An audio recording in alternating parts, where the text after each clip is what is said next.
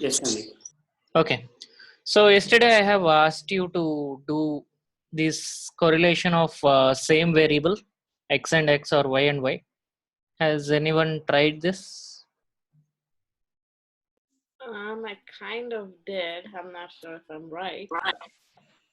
Mm-hmm. It is equal to 1. Okay. What about you, Vijay? What did you get? That's what I was going to say. Variance of x divided by like standard deviation of x squared, which is nothing but variance over variance. So 1. Yeah, this is going to be 1. That is right. So correlation between the same variable is 1. What does it mean? It means that what does correlation means actually? When one variable increases, the other variable increases by some percentage or some proportion, right? But if both the variables are same, both the variables increase equally. That's what it means. So both are ones. Anyway, y and x and x doesn't matter, but that's what it is. And Vijaya, you have some questions, right? Yes, let me quickly see. I think. Oh yeah. So basically, we did scatter plot, covariance, and correlation. Yes. So we mentioned that the covariance is better than a scatter plot to describe the relationship. And then we also said that we have to use both the scatter plot and the correlation number to analyze the relationship. I guess if we were to if there's a problem at hand, I guess what would be like, okay, the first thing we need to look for is the correlation, scatter plot, and then covariance, or what is the order of preference to look at? First, do a scatter plot. You'll get some idea about the relationship, either it is a positive, negative, or no relationship. But sometimes what happens is like, let me give you a plot, which might look somewhat weird like this. If you have a plot until here, what do you think about it? It looks positive. Positive, yeah. Positive relationship. Now, what happens if I have this kind of relationship?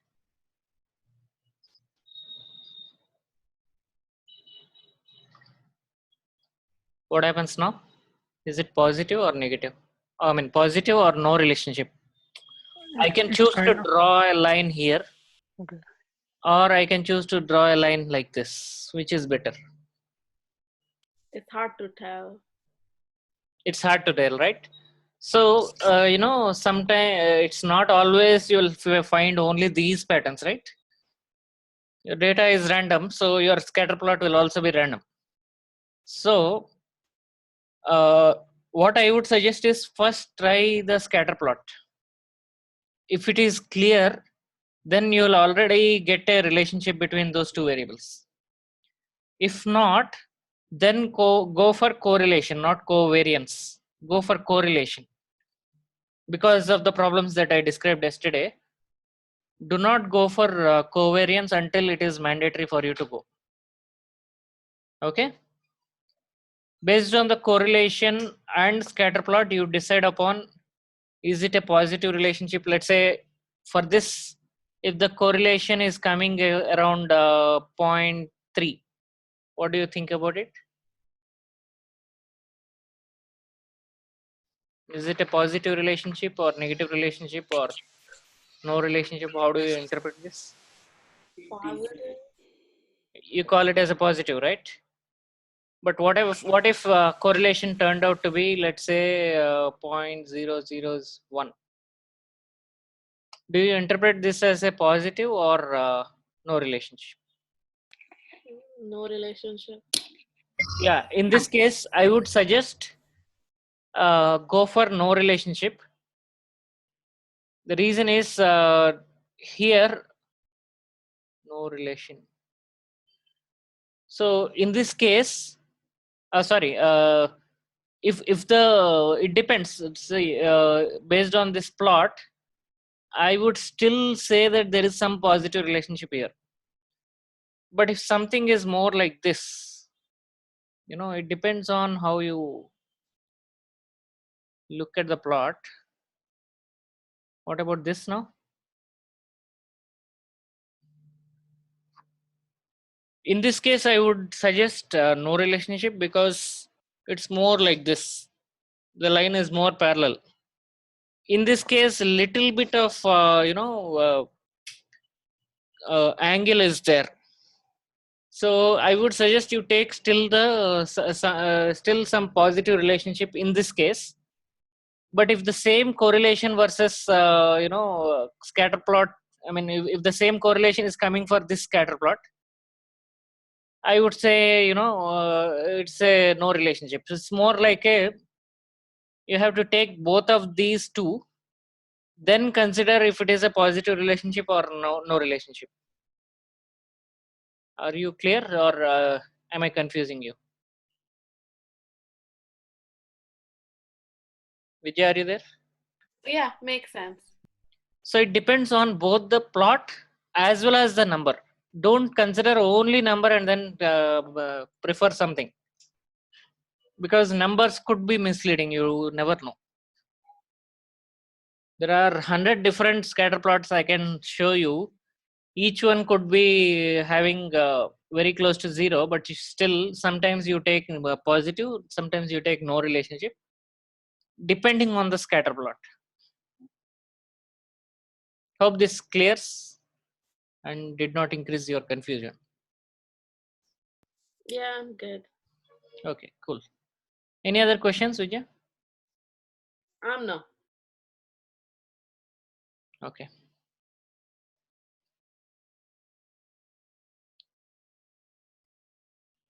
Like I said, every decision that you take is going to be attached with some risk.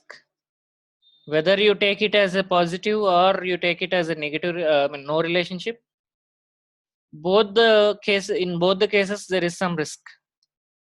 Do not worry. I mean, this is risky decision. This is risky decision, but look at the decision where the risk is less, and consider that risk, that decision. Don't take higher risk decision.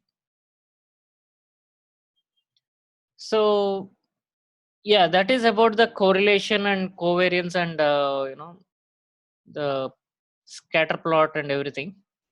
So we'll start another topic today, and it is called frequency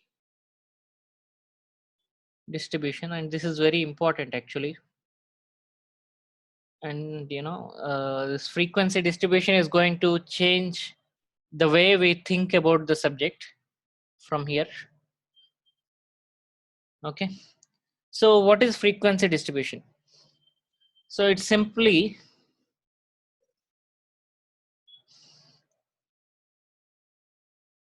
distribution of frequency of each item using a table or a graph. Don't worry about this definition, but I'll give you the exact meaning of it.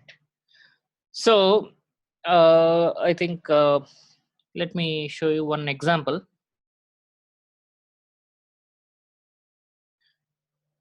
Okay, let's take Uber example. I think everyone now might have known about Uber by now.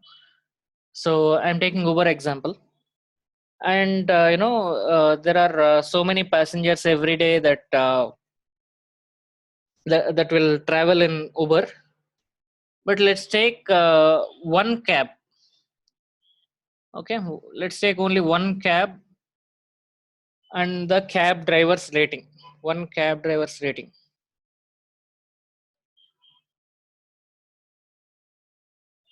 Okay, over the period of time, every cab driver will get a rating. Either it is a 1 star or 2 star or 3 star or 4 star or 5 star. So every cab driver will get one of these ratings for every passenger that traveled. So for example, you know,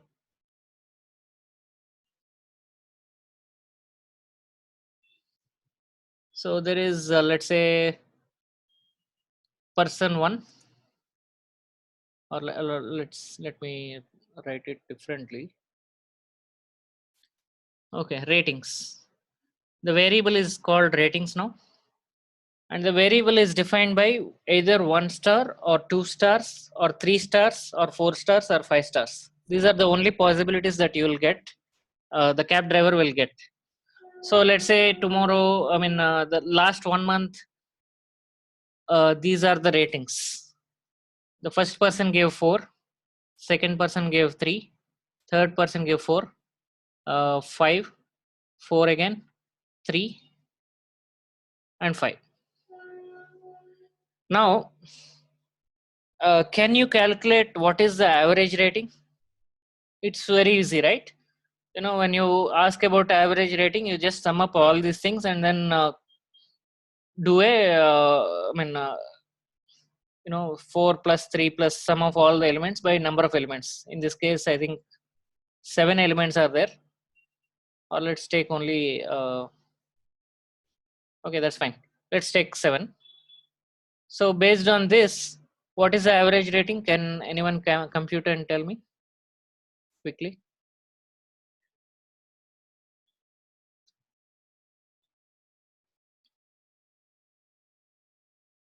It's 4. It's 4. Okay. So average rating is 4 here. Now, what about the standard deviation of the rating?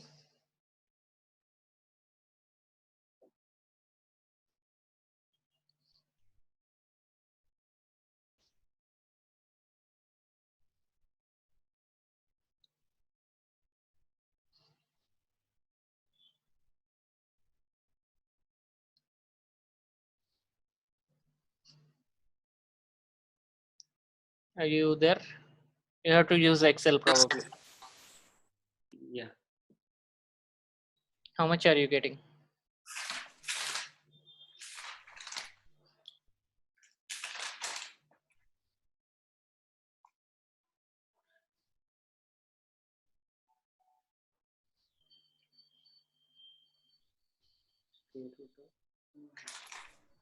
Or let me do myself.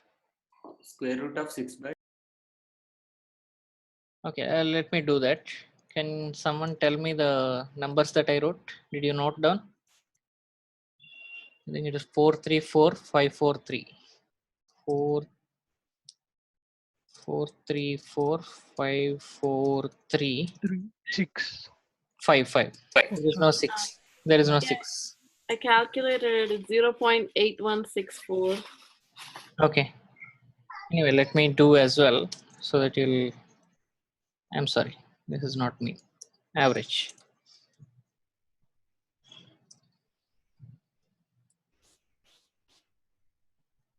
Standard deviation, or let me call it as S. S is nothing but standard deviation. Should I use population or sample? Sample. Sample. Always sample. 99% of the time you'll use only sample, unless it is for theoretical purpose. Is this what you got, Vijaya? I think you got something wrong. Or?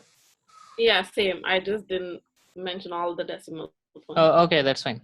I just need 2 decimals, not more than that. Let me 1 second. Okay, I just need 2 decimal.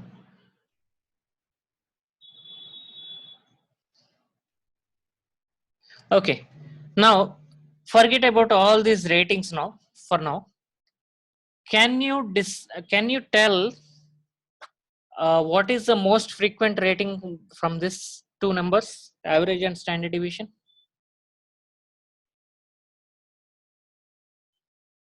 So how many times 4 came in? What is the most? 3 times. No, forget about. I said forget about these numbers.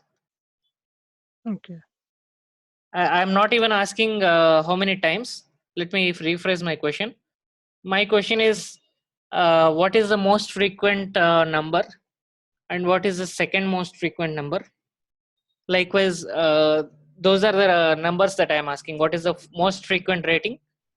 What is the next most frequent rating? Okay, those are the questions that I am asking. And do not just forget about these numbers. Just concentrate on these two numbers and then say yes or no. Would the most frequent rating be 4 and the next frequent rating be 4 plus 0.2 or 4 minus 0.82, I mean? It's 4.82 will be next. So how are you saying that? 4 minus 0.82? Is there any Because reason for that? I mean, the rating can be even less than 4 as well. Okay, for example, let's consider your idea of 4 minus 0.2. 0.82. And 4 plus 0.82, this is what you are saying. So Yeah. is that correct? Let's see from the data, what is the most frequent? I think 4 is coming for, let's say, 3 times. And 3 is coming for, let's say, I think from 2 times, right? Yes. It looks correct from your observation. But what about 4 plus 0.82? How would you come to this number? I mean, do you round it up to 5? Yeah, let's say we round it off. Is it the next frequent item? What about 5? It's 2 times. 2 times, so it can be 3 or 2 5. times. So this number represents the rating. That's what you mean? Yeah, I mean, it's not a exact rating like a whole integer, but No, that's fine. Let's say we round it off. yeah, I guess it represents, I mean, I guess it represents how much it's deviated from. Yeah, from your idea is right. Your idea is right, actually. But it requires more basis, so I'm not discussing that now. But in future classes, we'll go through this way of representing the frequencies. But I'm just wondering, how would we represent this before? I mean, without even knowing this kind of formula. What you're giving me is x bar plus some standard deviation and x bar minus some standard deviation, which is right. What you're saying is, I mean, it's a valid thought process.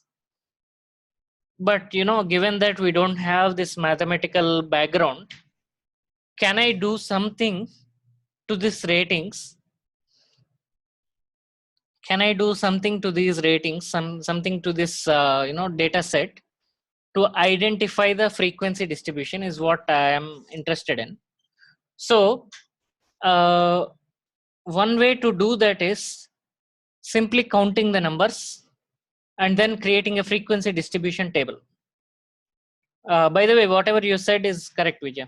But we'll go into that route in future, in the maybe next week, probably. This week, we are only concentrating our thought process only on simple calculations. Okay. Now, how would we do that?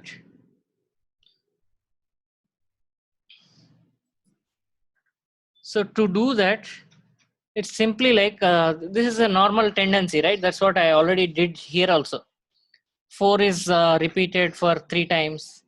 3 is coming for 2 times. These are the things that I did, right? It's nothing but whatever I did here is nothing but the frequency distribution table. So how would we do that? So for every possible outcome, which is the rating, we have only 5 different outcomes, right? So each of these 5 outcomes, just go into the table that you have here, ratings table, and then just count it and represent the count as a frequency here. How do we do that? So how many times one is coming here? 0 times. 0 times. And 2 is also 0 times. 3 is 2 times, I think. Yeah, 2 times. The 4 is 3 times and 5 is 2 times. 4 is 3 times. And 5 is how many times? 2 times. 2 times. So this is your frequency distribution chart or frequency distribution table. So this table is called frequency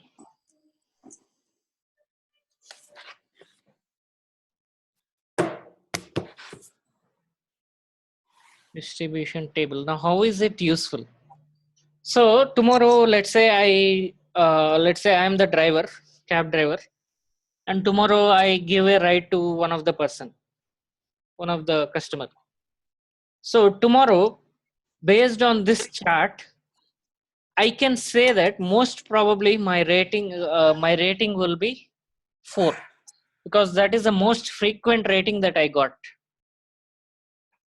Okay, based on this, I can predict a little about my future, right? Until now, I don't have anything about the future. Now I can say with some, this may not be the exact prediction that I am going to tell in this course. There are other predictions that you are going to learn, but this is a minimum.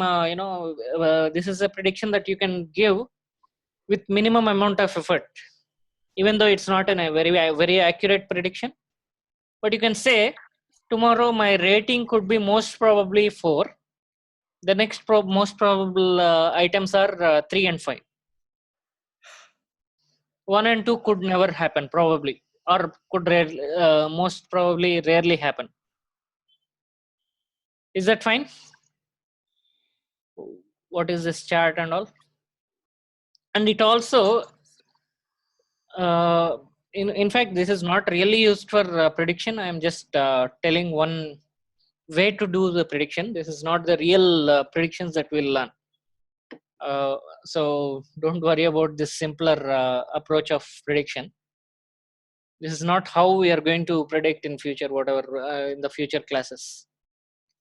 But this is more like comparing also, right? How many, what is the most frequent prediction rating? You can say it is 4. Then what is the next highest prediction? You can say it is 5 and 3. Then what is not used at all? I mean, which rating is not, you're not getting at all? 1 and 2. So these kind of, simple intuitions about the data you get from this frequency distribution chart. Now, the other way to do this is also called bar chart. So in bar chart, you can represent this entire ratings and frequencies into some bars. How do we do that? So rating, this is x-axis is rating and y-axis is frequency. How do you represent? 1, 2, 3, 4, 5. Rectangular box. Yes. And this is 1, 2. I think maximum frequency is 3, right? Yeah. 1 and 2 doesn't have any bars because it is 0. 0 is nothing but no height. And 3 will have 2 times. a bar like this. Hopefully I'm at 2.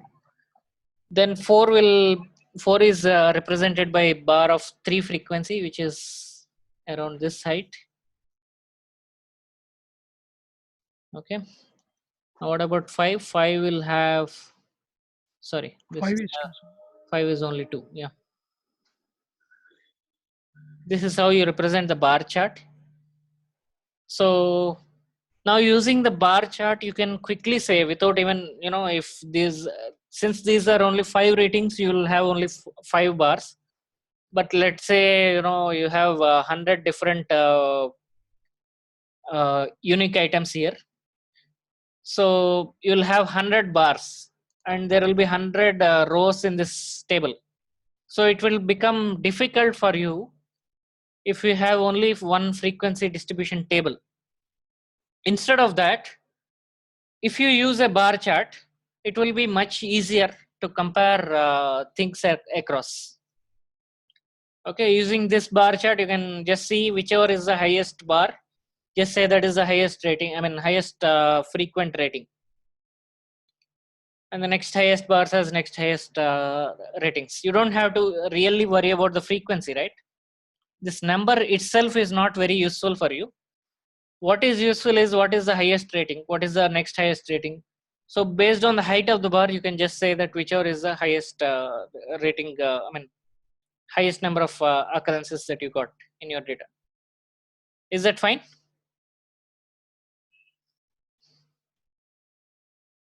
So basically, if you want to know what is the most frequently occurring observation, Yes. like you said, at basic level, a basic intuition about the data, then this is where we look at.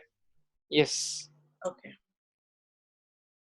But there are some few features of I mean or properties of this bar chart.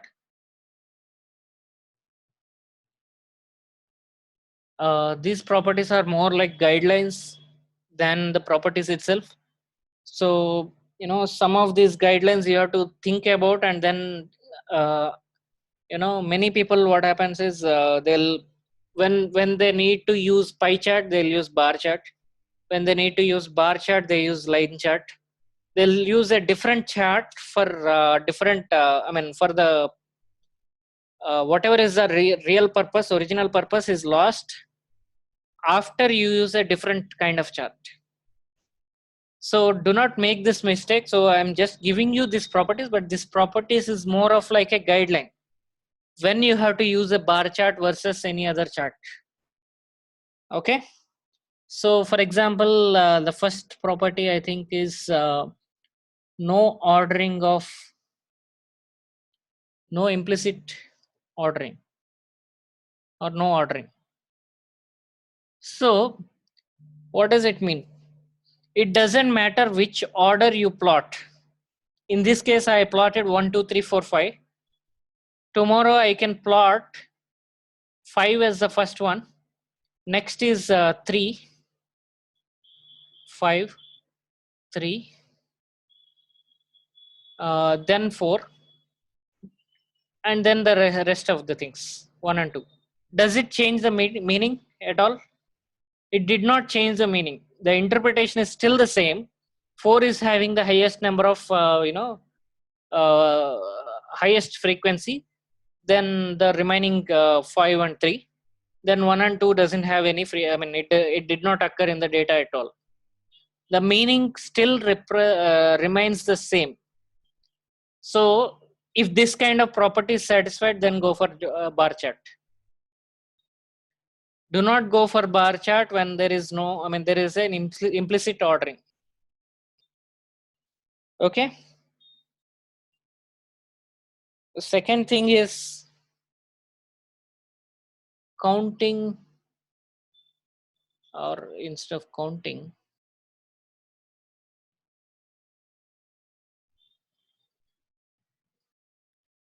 statistics on categorical data.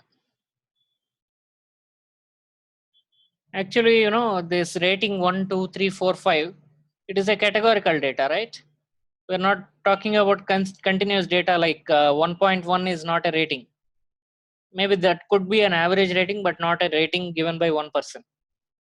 Or 3.5 is not a rating. So we are not talking about continuous data here. We are talking about the categorical data. That's why I went for bar chart. And the second thing is, it's not just the frequency that you can use in the bar chart. This is the most used or most useful aspect of bar chart. But you can also do, for example, let's say you have 5 customers and each customer is purchasing some items in your store, whatever store you have. So if you want to plot monthly transactions that each customer did. 1, 2, 3, let's say 3 customers. Again, there is no implicit ordering within the customers. I don't know which customer is first, which customer is second. So this is good. So on the y-axis, you can represent total transactions, transaction amount, which means sum of all the transactions that he has done over the period of 1 month. Total transactions. So one person may be only until here, second person may be here, third person may be only here. Based on this also you can do a comparison, which means this is nothing but sum, right? This is coming from sum of all the transactions that he has done over the period of 1 month. So any statistics is fine. So I'll give you an example. One is the count, which is nothing but frequency distribution table that you saw.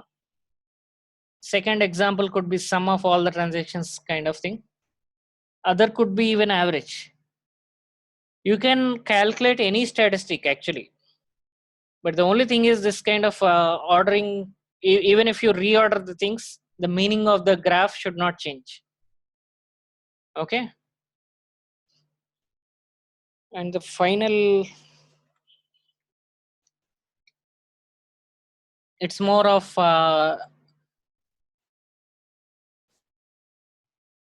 it's mostly used for comparison of data, comparison of categories, sorry, categories on some statistic. So on some statistic, bar chart is mostly used for calculating some statistic on these categories, and based on these statistics you have to compare the categories, which category is more or which category is less.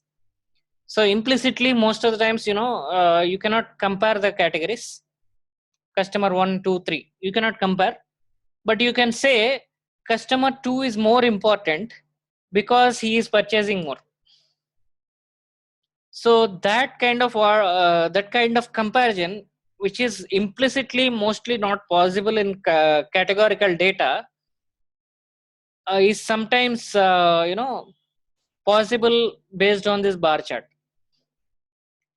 Normally you cannot compare customer 1 and customer 2, but through transaction amount we are comparing.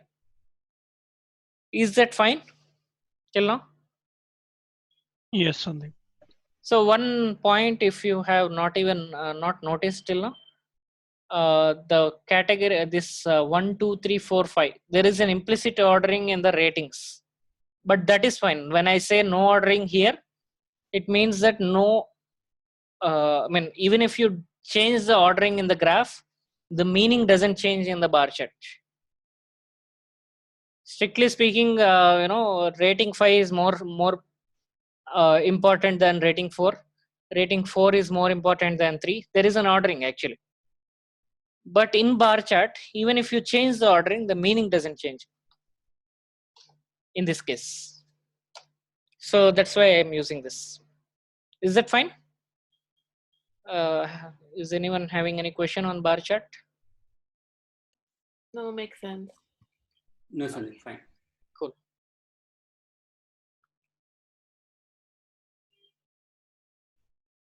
What else? I think we are done with the bar chart. Let me show you. I have already shared this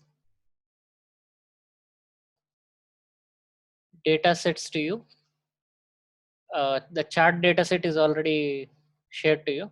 Let me open the same one instead of opening something else. So anyway, let me remove all these things. We don't want to do all. Let's go to bar chart. Okay. Now, how do we do the the same thing in Excel? Okay, Excel, this is a category. So for example, this is more like whatever events. These are the, assume that these are the events from a server. It's a computer.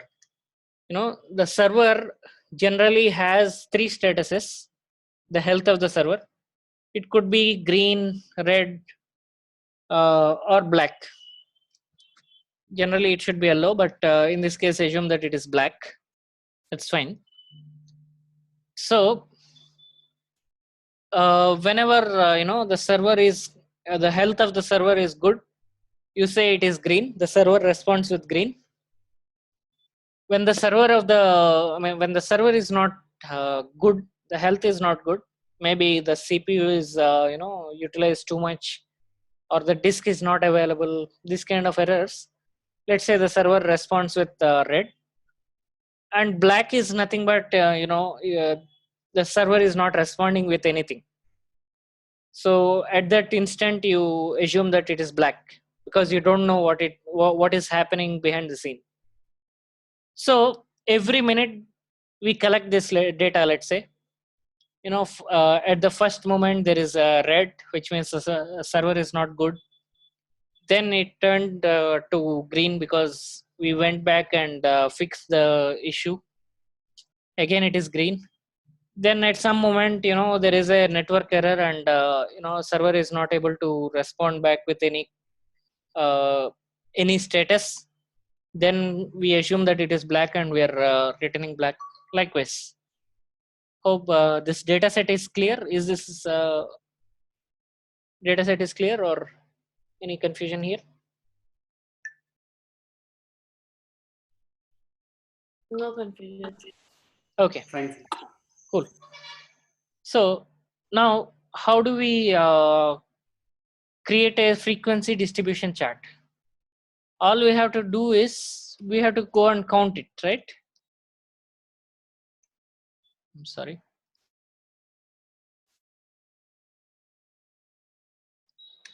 Okay, we have to go and count it. Generally, you have to say category and then frequency, and just what are the unique set of categories. One is red, another is green, another is black.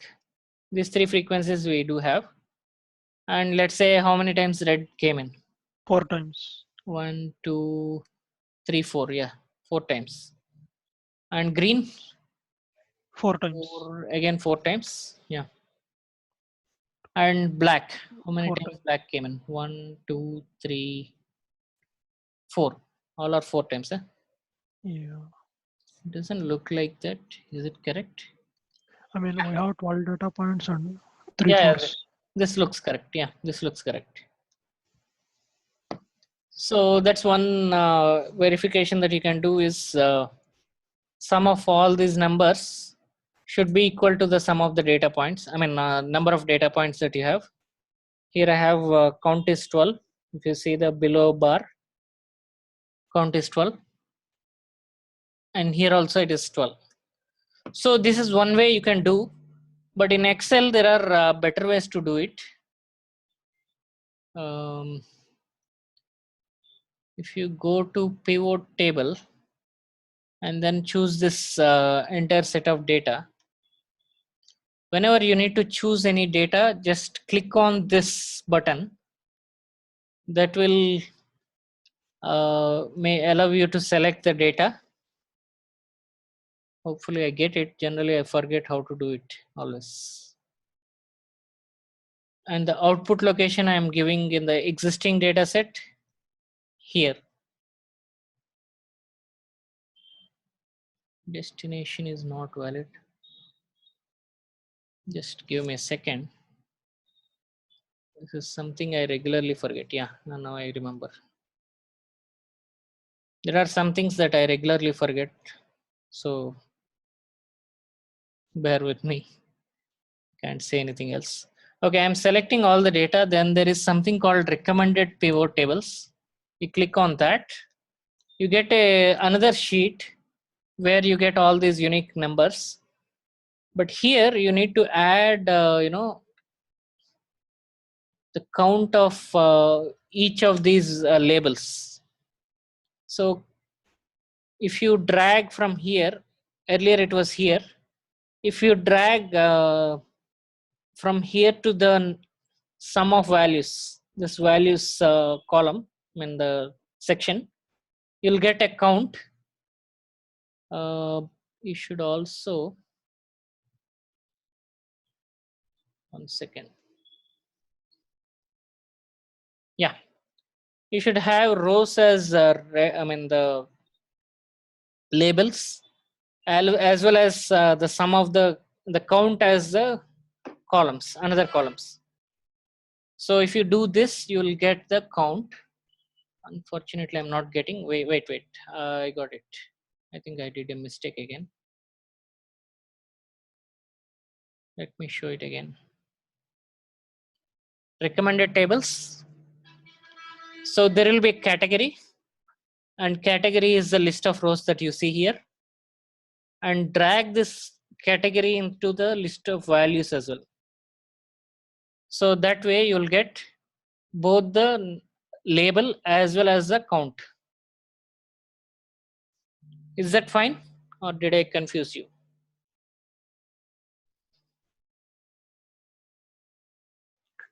You are dragging this category item into sigma values module, right? Yeah, sigma values is nothing but the statistic that you want to calculate. Okay. By default, it will be sum, the count. Okay. If we click on the I, are you able to see the I here? There is an I here after the Yes. count of category. Yeah, if I click on that, yeah, I can do another some other statistic also if I want. Okay. Not just the count. If I want to do something else, I can still do that. For example, I can do an average, let's say. In which case this doesn't make sense, but because it is a categorical variable. But you get the idea, right? If I do the count, I'll get the count.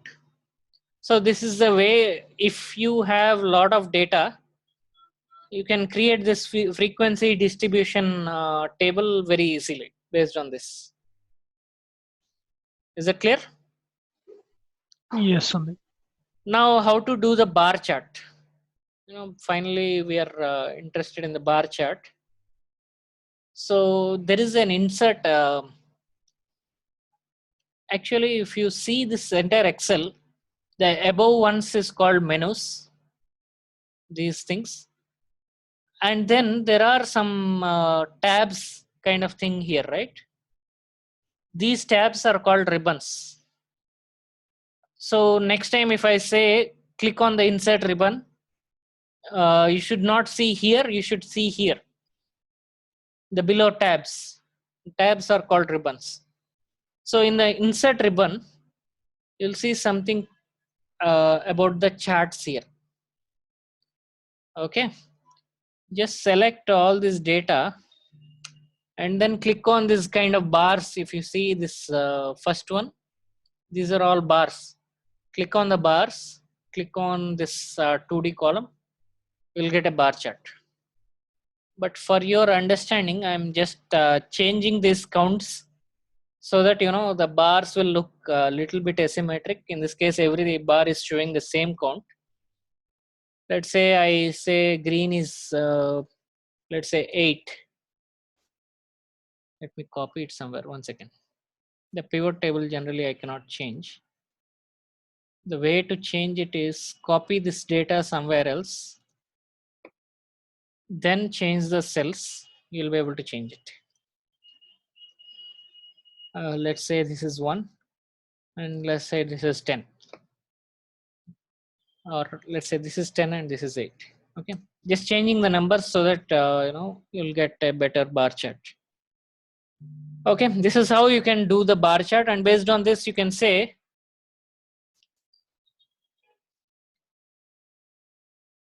always have your chart with more length than the height.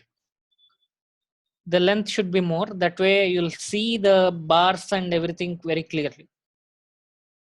If you see like this, if the length if the length of the bar chart is very less, sometimes you will not see the bars very clearly. Majority of the times this way it is better. Okay, now based on this you can easily say green is the most frequent status, which means most of the times my system is healthy.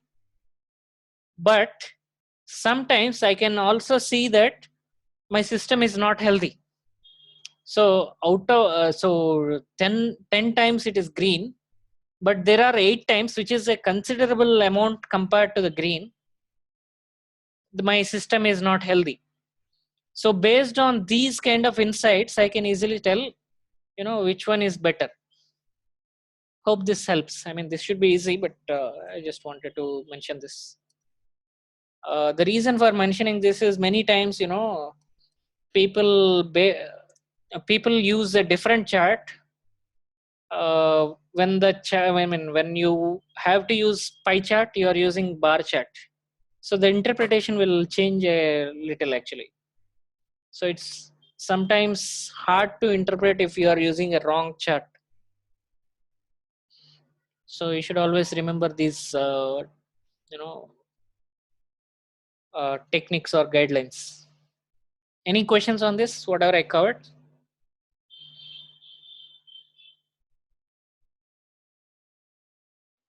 I am good, No. son.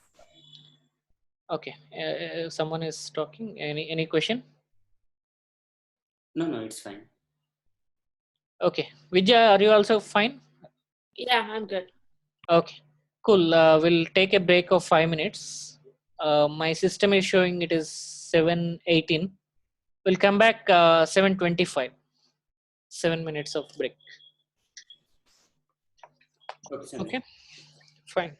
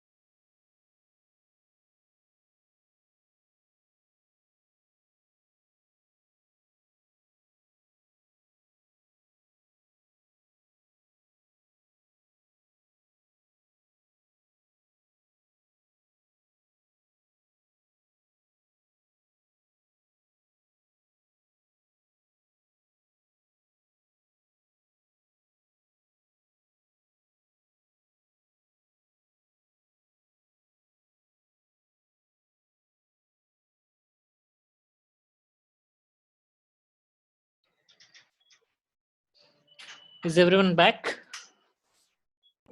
Yes, I'm back. Yeah. Yes, Sandeep. Yes, Sandeep. Yeah. Okay. Sandeep, just one point. The SharePoint appears to have a broken link. For you? Yeah. I think I sent you 2 times. One time it was a broken link. I think second mail, did you get? I just got one email from you. Oh, okay. I'll fix it. Okay. I'll fix it. Don't worry. Thanks, Sandeep.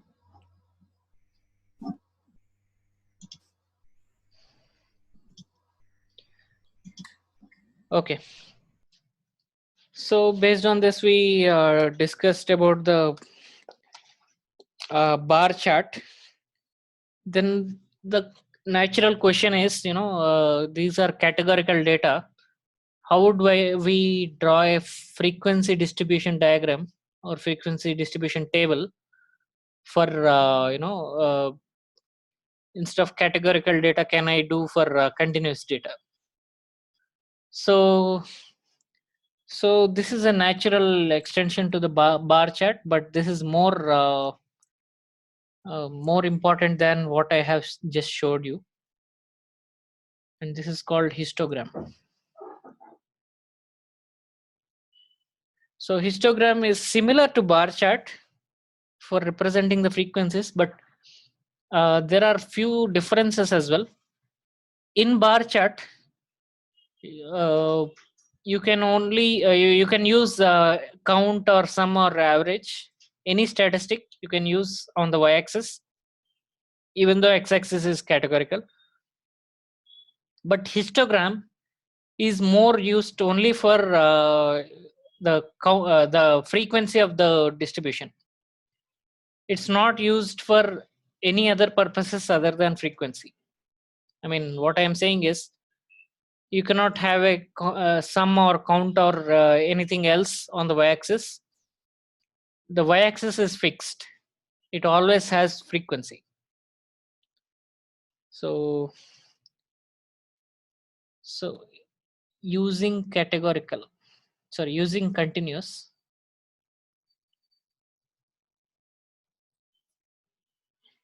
instead of saying using, I think uses. So histogram uses continuous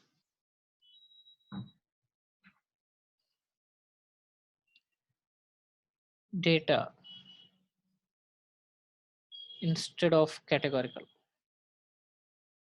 And this is one major difference between histogram and bar chart. The second thing is, y-axis always has frequency. It doesn't have anything else other than frequency. You mean x-axis? The y-axis, this one. So the y-axis is all about the frequency. It's not about anything else.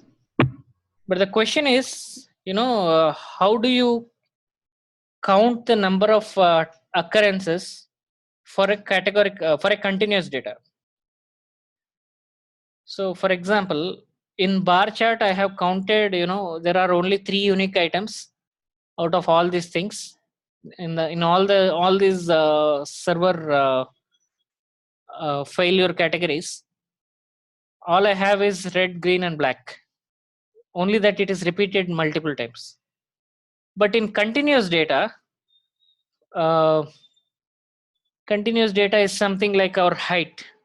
We are using this height data set for a long time. For already, I think since last week we are using this. And how many times can you say that this first item, which is 168.57, how many times does it occur? Can you check? I think you do have the link now. Can you check now? How many times? So my question is, how many times 168.57 is occurring in this data set, other than the first?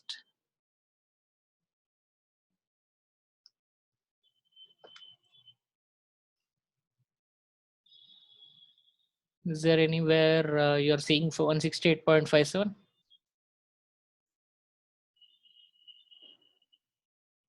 No. Nowhere, right? No. So what does it mean? There may be 168s, but there are no 168.57s, right? Not Yes, the Sandeep. exact value. Exact value is not seen anywhere. Yes. So actually continuous data has this property that generally it's not repeated. In general, it's not repeated at all.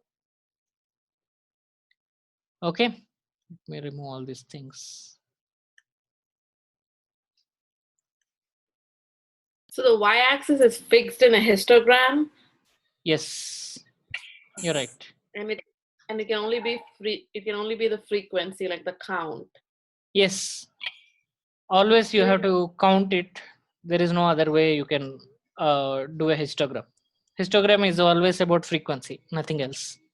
Okay, so I guess in both the bar chart and the histogram, we can sum it or we can do an average or anything of that sort. You can do it, but in histogram is specifically only for frequency. Okay. It's used only for frequency, nothing else. That's how we do generally histogram.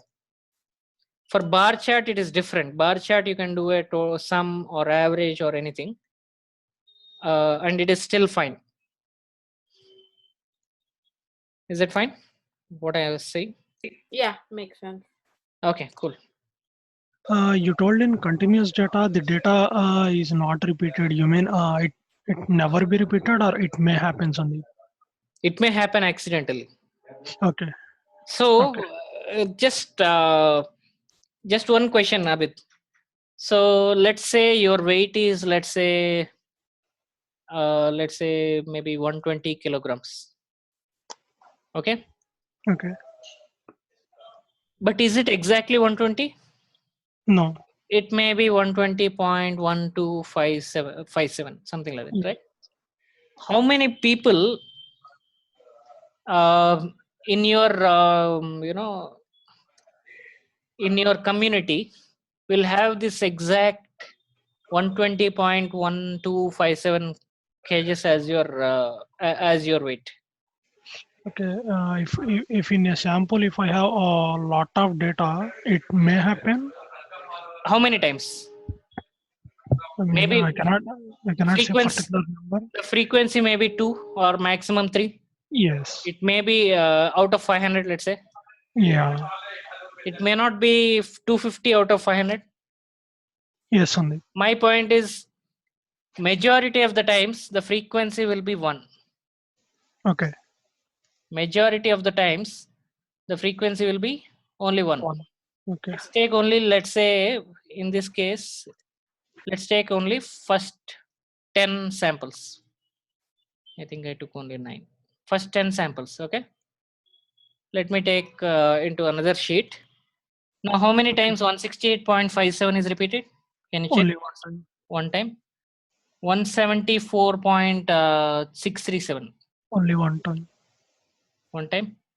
161. Only one time. And again 170.260. One Only time. one time. Yeah. This is also once. Yeah. I hope all the frequencies are only one. Right? Yes. Mostly. I don't see anything that is repeated. Yes. Now, if I draw a bar chart out of this, how will my bar chart look like? I don't know why it is. Just give me a second, actually. Okay. The bar chart.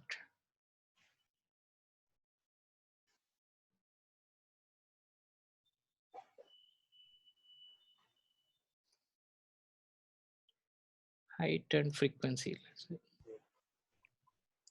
If I do a bar chart, insert and this here. Okay, it is giving height as this blue. I should remove that height. Okay, height I'm removing. All I need is a frequency, right? Yes. Now all the bars look the same. How do I compare in the bar chart? for continuous data.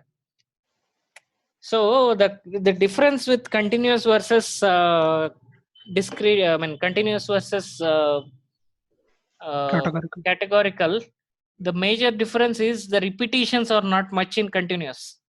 Each value is more or less unique. There may be 1 or 2 cases where 1 bar is for 2, but most of the other bars will be 1.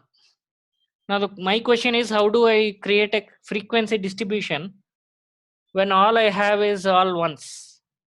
It doesn't make any sense, right? If everything is 1, then how would I distinguish, how would I calculate the frequency distribution? You cannot compare. I cannot compare, right? Yes. So that is a problem. So so the reason I am doing all this, I'm sorry. Okay. The reason I am doing all these bar charts is only because of the comparison. This is the most important aspect of all. Okay. But if I am not able to compare, then what purpose this bar chart will serve me? Nothing. It's useless for me, right? Yes. Frequency distribution for continuous is completely different. It's not completely different, but it's not exactly the same as frequency distribution on categorical. That's what I wanted to make a point. Okay. Okay. Most of the times it is always 1. If everything is 1, what is there for me to compare? Nothing. No, nothing. If everything is same, then what is there to compare? So in continuous data, you cannot calculate the frequency, the bar chart just like the way that you calculated earlier, because everything will be 1. So how to compute? So in histogram, what you do is you'll try to identify some ranges. For example, in this case, you may identify maybe 150 to 160 as one category, one range. Then in that range, you go and compute the frequency. Are you getting what I'm saying? Yeah, So identify some ranges of values. For example, in this height, maybe 140 to 160 is one range. In this range, go and calculate how many times 160 heights are between 140 to 160. Okay. Let's go and calculate in smaller sample. Okay, this is my smaller sample. How many times 140 to 160 came in this data? 0 times 140 to 160. Yeah, 0 times, Sandeep. Right? Yes. Then 160 to 180. How many times? Whole data lies in 160 to 180. Right? 10 times. Yes. Then 180 to 200. 0. Maybe 200 to 220 is the last one. Yeah. 0. 0. Now the problem again is how do I identify these ranges? Okay, let me plot another range of height and frequency.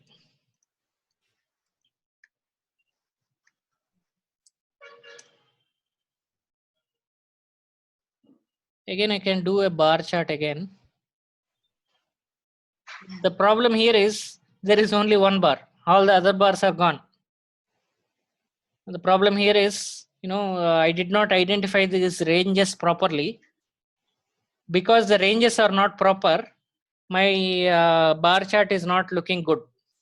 All the ranges come into one bar, so it doesn't make any difference. Either all bars are same or all bars are all the counts are going into single bar. Both the ways, I don't have any value in my bar chart, right? Yes. In my histogram. This is called histogram now, because I'm counting based on the frequency of continuous data. Even though actually from Excel I'm using bar chart, it is now called histogram. Now the question is, how do I identify these ranges? Because first time I tried to count each individual number, it did not turn out to be good. I got everything as 1. I did not get any value out of it. Second time, I tried some random heights, range of heights. Believe me, I really did random counts. I did not know what is in the data. It was totally random. And based on that random data, I counted the frequencies. Again, my frequencies turned out to be bad because everything is going into one bar. I should have at least a few bars so that I can compare. So this also turned out to be bad. Now, what is the way to find out these bars? So there is a simpler way in this entire thing. That is using the steps that I described now. Just write down the steps. Then we'll go back and compute using the steps and see if the bar, the histogram is looking good or bad. Is that fine? Is everyone following me? Vijay, are you following me? Yes. And Subbu and Zahir. Subbu, are you able to follow?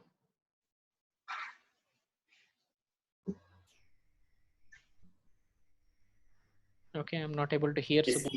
Yeah, okay. Yeah, Zahir, I'm all right. Fine, Sunny. Yeah, there will be internet connection. okay. Sorry, Zahir, I didn't get you. I said I'm all right. Yeah, I'm following you. Okay, cool. So how to calculate these ranges of, how to compute these ranges? So there is some predefined steps that I'm going to give you. These steps will give you a better intuition about the data. So steps to plot histogram. So how to calculate the bar, histogram. Let me write it again. Steps to plot histogram.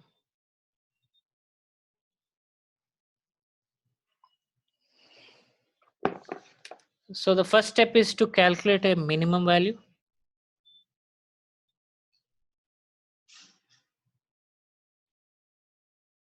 Second is similarly calculate a maximum value.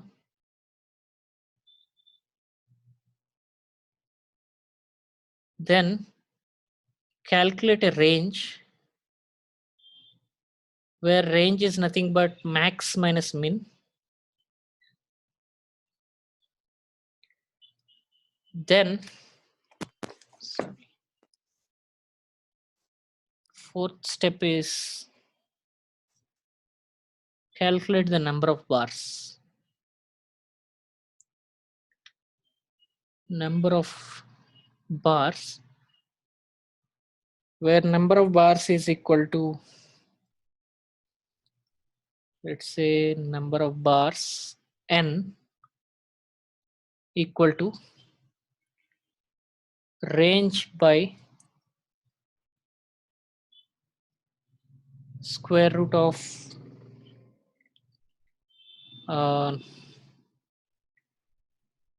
sample size. Okay, based on that, this you get the bars, number of bars. Then calculate the width of the bar. Just follow the steps, nothing else. You don't want to do anything else other than following my steps. I'm sorry. Number of bars, I'm sorry for that. Number of bars is nothing but square root of sample size. And the width of the bar is nothing but whatever I gave earlier is the width of the bar. Range by n, where n is the number of bars. Is that fine? Are you following? Then the final step, calculate the lower and upper bounds of each bar. Okay, to calculate that, lower limit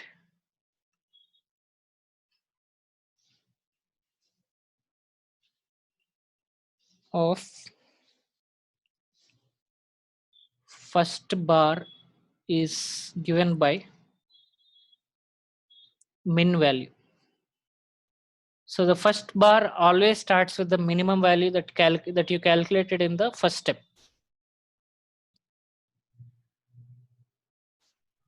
Upper limit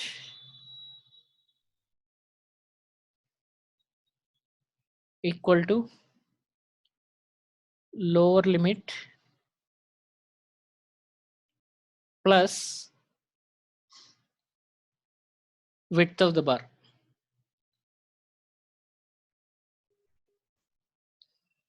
So upper limit of each bar is nothing but the lower limit of that bar plus some width. Don't worry about these steps. It's actually very easy. Since I'm giving it in steps, you might find confusing. Lower limit of subsequent bars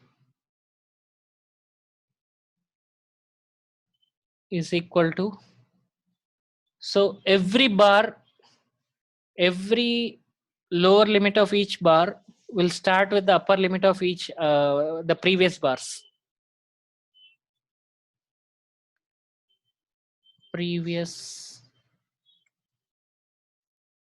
And don't worry, we'll get through each of these steps actually.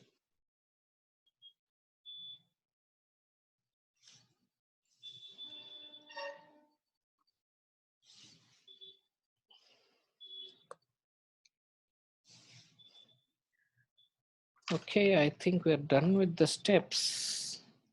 Just give me a second.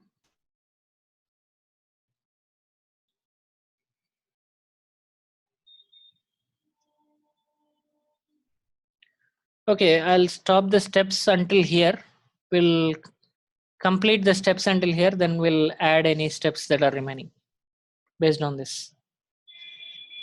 So the first step is calculating the minimum value, and the second step is maximum. The third step is max minus min, which is the range. Let's calculate these three steps. So to calculate the minimum value in Excel, you have min function. Select the first element, Control Shift and down arrow will select everything. So you got the minimum value. And then the maximum value, again the same thing, but here you calculate, you select all the elements again with max as the Excel formula. Then range is nothing but max minus min. I'm selecting max minus minimum value. I'm selecting enter. So this is a range of values that I have. So now let me give you the intuition about how I am calculating all these things. So there is an empirical formula. What do you mean by empirical formula? Empirical formula means that this formula doesn't have any proof, but in general it works very well. This is only by observation that I got this formula. But there is no one in the world that can prove that. And number of bars that I need is nothing but the square root of sample size. This is nothing, no one can prove that this is the only way that you can get a histogram. But empirically, which means by observation, it looks more like this formula is working very well. So what I am doing here is I am dividing my range of values, which is the maximum minus minimum. I am dividing my entire range of values using this number of bars and getting this width. Based on that width of the data, I am calculating the maximum and minimum, just like the way I did here. But here in this case, I am doing a little bit methodically. Earlier also, if you notice, I have already have minimum value and maximum value for every bar. The same thing I am doing here also, but unlike the earlier method where I did not use any formulas or any methodical way of doing things, now I am doing a little bit methodically. Otherwise, everything is same. So in this case, how do I define the number of bars? I am defining, yeah, says I am defining as say square root of sample size. How many samples I have? 100 samples I have. 100 heights. Yes. So my number of bars will be square root of 100. That's what I have to use as a number of bars. Okay. Then I calculate the width. If my range of values is 24 and my number of bars are 10, if I have 10 bars, I have to distribute my range into equally into 10 bars, right? So how do I do it?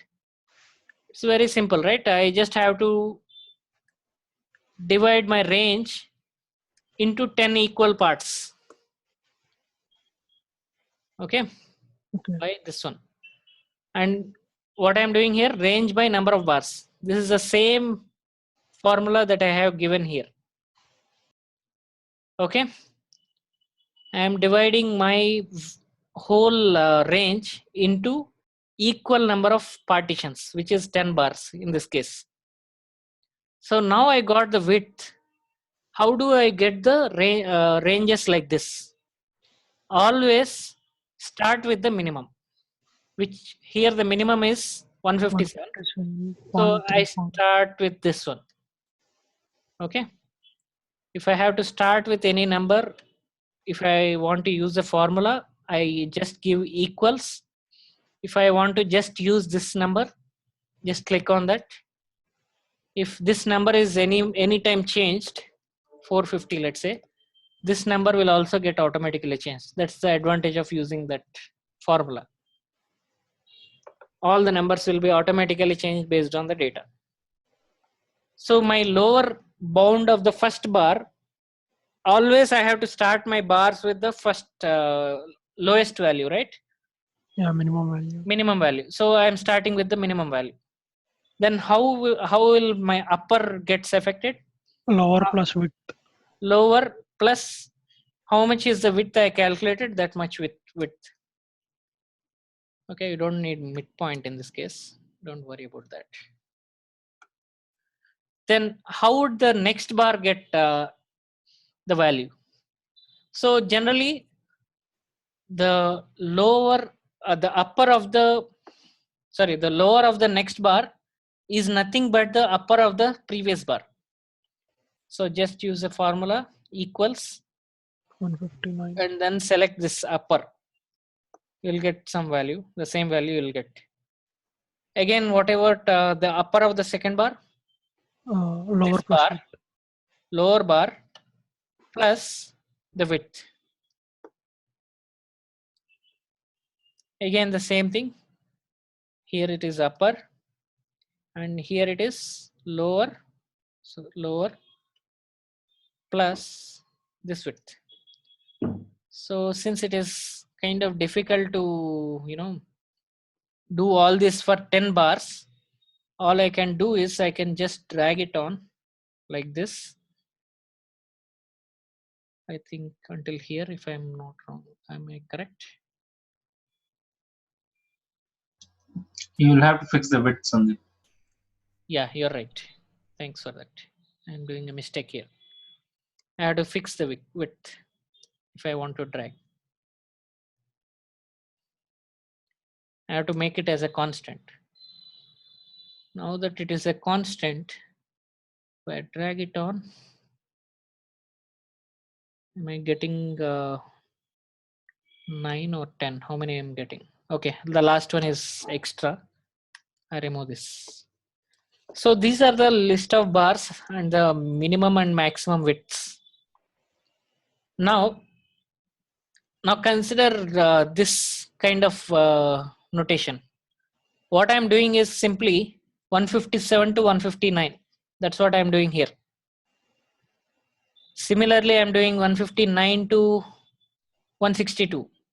So all these minimum and maximum heights of each bars I have already calculated, and now I calculated in a using some formula instead of using random ranges. So now that my range is fixed and I have a proper range, so in Excel there is a way to calculate all these frequencies easily. So to calculate this, you need to install this plugin. So if everyone is having Excel installed, yesterday I said to install Excel. Does everyone has Excel now in their machines? Whatever. Yes, Sandeep. Yeah, Vijay and Zahir. I think Zahir has already this set Yeah, up. I have the Excel.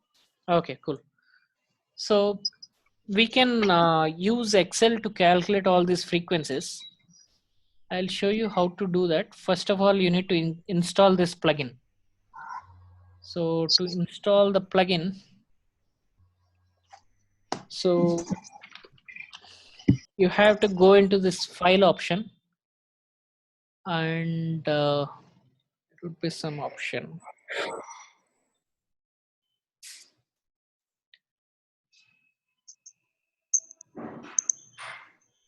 Just give me a second again.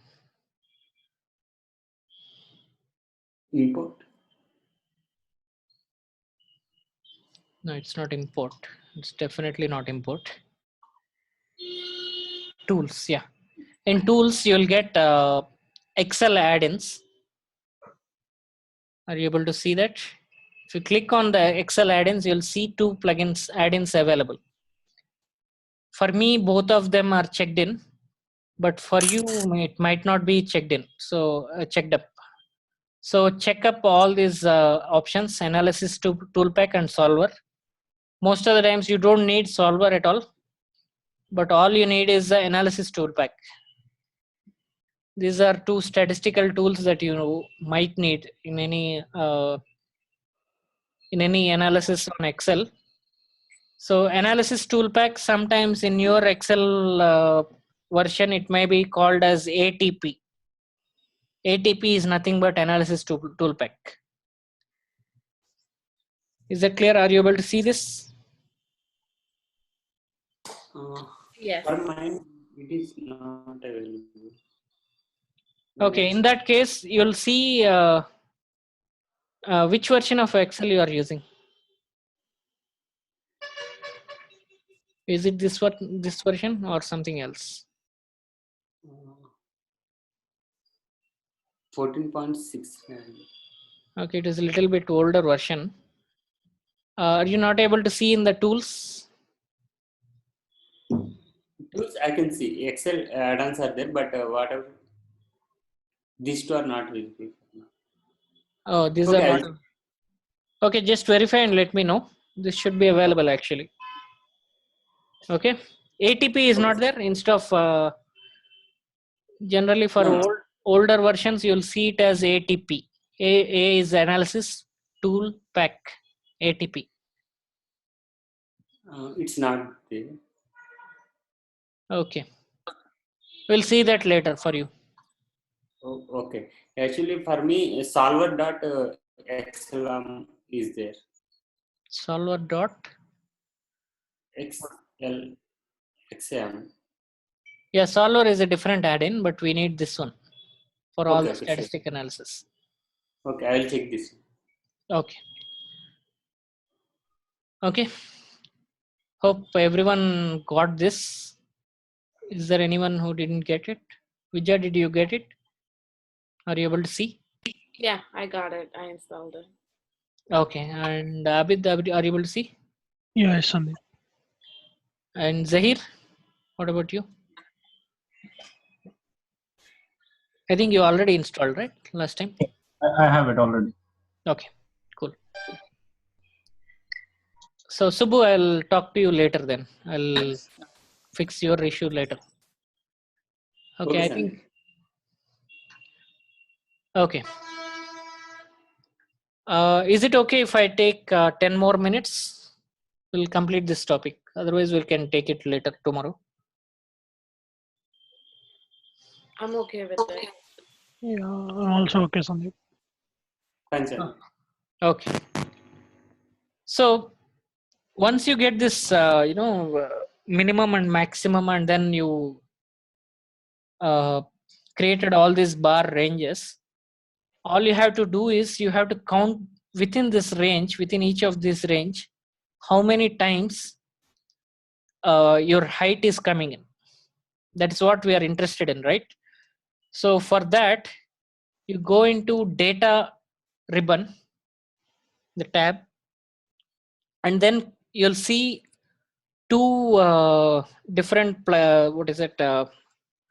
options. One is the data analysis option. Another option is called solver. The solver is not for generally for us. Solver is more used for the operations research kind of applications, any optimization theory and all. So for now we are not interested in that. We are interested more on the data analysis tab or the option. Not sure why it is taking this much time for me. Okay, it came in. Now you have a lot of options for statistical analysis. But in this case, today we are only interested in the histogram. So click on the histogram and click on OK. You'll see this kind of a dialog. So this dialog, you have to input the range as well as the bins. What it means by bins is nothing but the lower and upper bounds for each bars that we calculated. So those are the bin ranges. So for giving the input range, click on this button. Always for any input, click on this button first. Then select all the data. Command Shift and down arrow, you'll select all. Then click on this again. You got this data. For bin range, don't give the range. Give the upper bound. So click on this again. Click on, select all the upper bound ranges. Now you got all the bin ranges and the input ranges. For output, select this output range here, this option, and again select this option and give any place where you want the output to be present. Output to be given. So this is the place where output will be coming up. Now finally click on OK. Now what you get is, for every bin, what is the number of times that it occurred in your height dataset. That's what you get in this entire table. So for example, 159. What does it mean by 159? Anything less than 159 will be calculated within this entire dataset. 162 means less than 162 and greater than this bin. So how many times it occurred in this dataset, it will go and calculate. So likewise, it will calculate for all this dataset. So for you to see if you are doing correct or not, one way is do a sum of all these frequencies. All these frequencies for all the bins. If you get the same answer as the number of data points that you have, in this case it is 100, then you are doing it correct. Is that okay? So just one question. So for the second bin point, 162.7, you have 7 entries. So that pretty much says that from 159.78 to 162. You have 7 entries. Yes, that's correct. And the first one, 159.78, anything from 0 to 159.78 is 3 entries. Yes, that's right. But in our case, it's not exactly 0 because Yeah. Our minimum value is 157. So we don't even have to consider 0 to 157, right? Yeah. Yeah. So yeah, but that's how Excel calculates. It's more like 0 to 159. It is 3 entries. 3 times we got this in this range. Okay. Okay, anything more than this, you'll get it in more. But since we did everything for the upper bound, so there is nothing more than 180 and 181, right? Our maximum Yes. value is 181. 181. So that's why you'll not get anything more. But in case you gave accidentally, instead of upper bound, you gave lower bound, let's say. So some of the elements will be going, some of the data will be going into this more bucket. Okay, anything more than this this final bin, that will come into this. Is that clear? Whatever I said till now. Yes, Oh, sir. okay. Okay then. Now, based on this, we got all these bins and frequencies. Now, how to calculate the histogram? Now that will be very easy. By now, you might have guessed it already. Just select all these things, whatever you got in the histogram output, and create a bar chart. A simple bar chart will do. But in this case, if you see,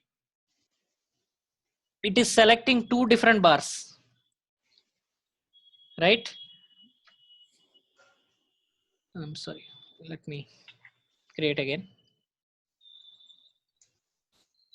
Insert and here bar chart. You get 2 different bars, but all I want is, if you see the legend here, are you able to see the legend here? Maybe very small. The legend is saying it is selecting bin and as well as frequency. That's not what we want. All we want is this bar should represent only the frequency, right? So for that, right click this chart, select data, and remove this bin. All you need is frequency only. Then you'll get a histogram. Is that fine? Till now, whatever I said. Here, frequency goes to y-axis, right, Sandeep? Yeah, frequency is the y-axis, right? Okay. Okay.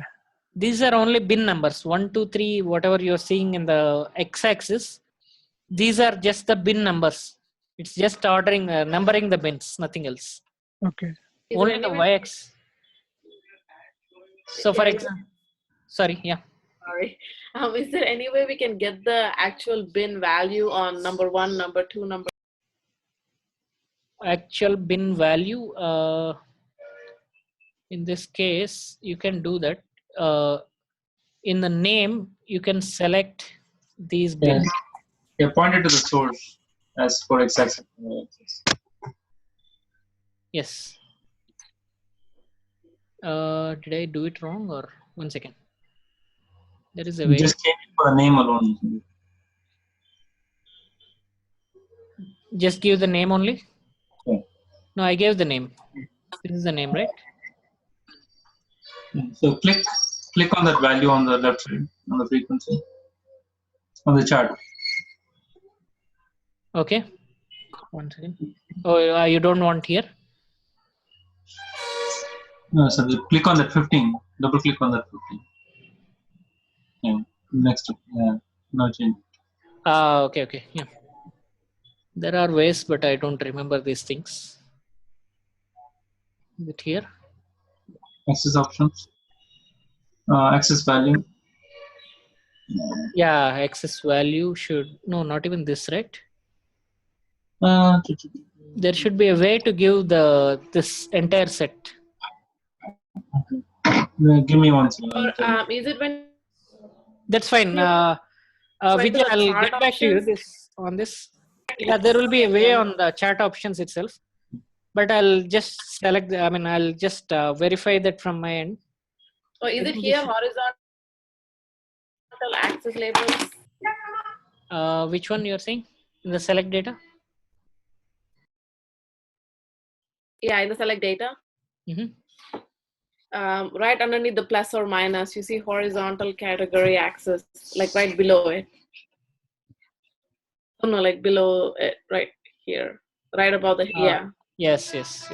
I think I missed this one. I should give only these, I think. Okay. Now you're seeing, right? Maybe I'll increase this. Are you able to see now? Every bar Yeah. having a number. Should be the other way around. Sorry, Zahir? Should be the other way around. I think what you're showing on x-axis should be on the y-axis. Oh, it's proper. No. This is right. This is right. This is the bar upper bound for the bar, and the bar is at 3. For example, if you see here, this is 23 is the frequency here, and the bar is 169. We can verify here. Let me see that. All right. Yeah. Hey, you want to show the 169 is 23 times. Yeah, it's correct. That's fine. Okay. Anything else on this histogram? I have more to cover on the histogram, a little bit more. But till now, whatever I covered, is it clear? Yes. Okay. Yes. Okay then. So we'll catch up tomorrow, unless we have any other questions. Okay. So we'll catch up tomorrow then. Thank you. Okay.